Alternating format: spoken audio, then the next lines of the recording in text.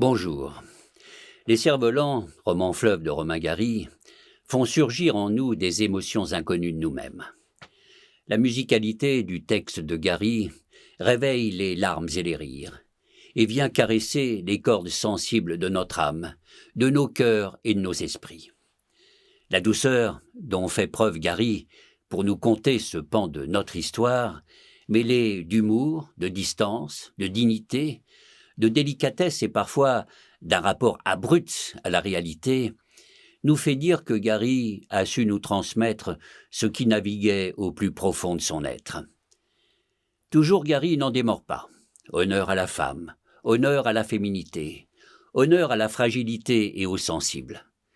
Voilà les médailles que Gary plastronne avec fierté, avec courage et orgueil. Orgueil, oui, mais le bon.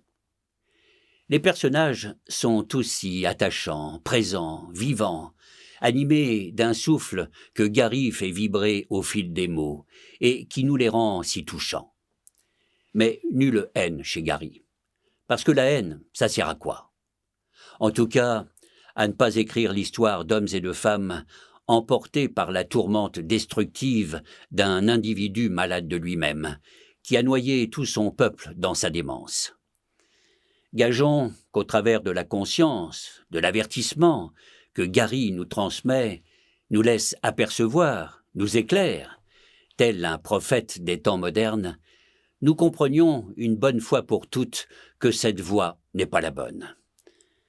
Malheureusement, aujourd'hui, le comportement des dits puissants, avec leur idéologie mortifère, n'en prend pas le chemin. Gary balaie tout cela d'un revers de page et nous montre que l'histoire peut se dérouler avec plus de douceur, de joie de vivre, d'amitié et de cœur. Merci à Monsieur Gary. Je dois avouer que je ne partage pas l'optimisme et l'espérance de Romain Gary, mais en tout cas, il a le don de faire germer en moi cette étincelle qui contrebalance la perte d'une certaine forme d'illusion, dans laquelle tout un chacun, par manque d'acuité, de lucidité, se berce, se pommadorise, dans un rapport au monde quelque peu enfantin.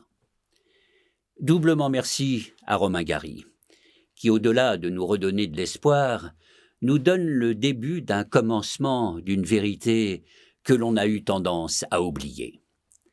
À la mémoire, donc. Bonne lecture.